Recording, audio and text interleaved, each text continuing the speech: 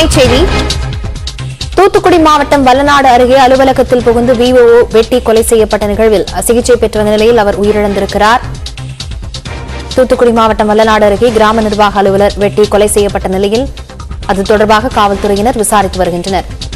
மணல் கொள்ளை குறித்து புகார் அளித்ததால் தாக்குதல் என தகவல் வெளியாகியிருக்கிறது. தூத்துக்குடி அருகே அலுவலகத்தில் புகுந்து விஓஓ வெட்டி கொலை செய்யப்பட்டிருக்கிறார். தூத்துக்குடி அருகே அலுவலகத்தில் புகுந்து விஏஓ வெட்டி படுகொலை செய்யப்பட்டிருக்கிறார். அலுவலகம் புகுந்து 2 பேர் வெறிச்செயலில் ஈடுபட்டிருக்கிறார்கள்.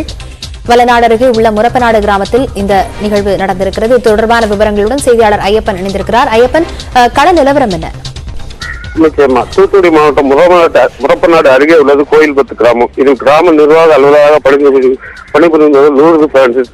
இவர் வழக்கம் போல இன்று பணியாற்றிக் கொண்டிருக்கும் போது அவரது அலுவலகத்தில் 2 மர்ம நபர்கள் நுழைந்து அவரை சராமரியாக வெட்டியுள்ளனர். இதனால் அதை பார்த்த அக்கம் பக்கத்தில் இருந்து காவல்துறைக்கு தகவல் தெரிவித்தனர். இதனையடுத்து காவல்துறையினர் அவரை நெல்லை அரசு மருத்துவக் கல்லூரி மருத்துவமனையில் அனுமதிக்கப்பட்டார். அவரை தீவிர சிகிச்சை அளித்துக் கொண்டிருந்த நிலையில் தற்போது அவர் உயிரிழந்துள்ளார். இது குறித்து மாவட்ட காவல்துறை கண்காணிப்பால் தொடர்ந்து விசாரணை நடத்தினார்.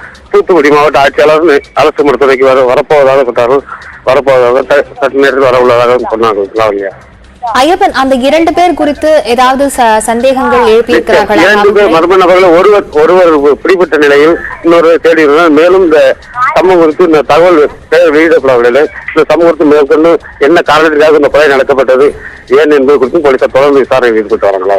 அந்த ஒருவரிடம் நடத்தப்பட்ட விசாரணையில தற்போது வரையில் என்ன தகவல்கள் வெளியாகி இருக்கிறது ஐயப்பன்?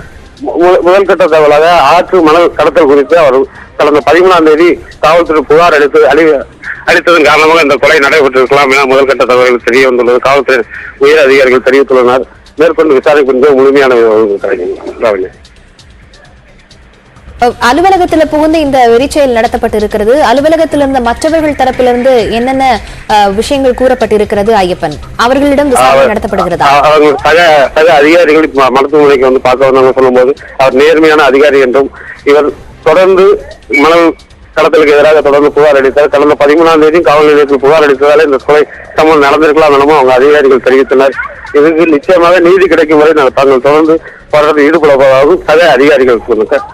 மேல் விவரங்களுக்கு மீண்டும் இணைகிறோம். தற்போதைய தகவல்களுக்கு நன்றி ஐயப்பன்.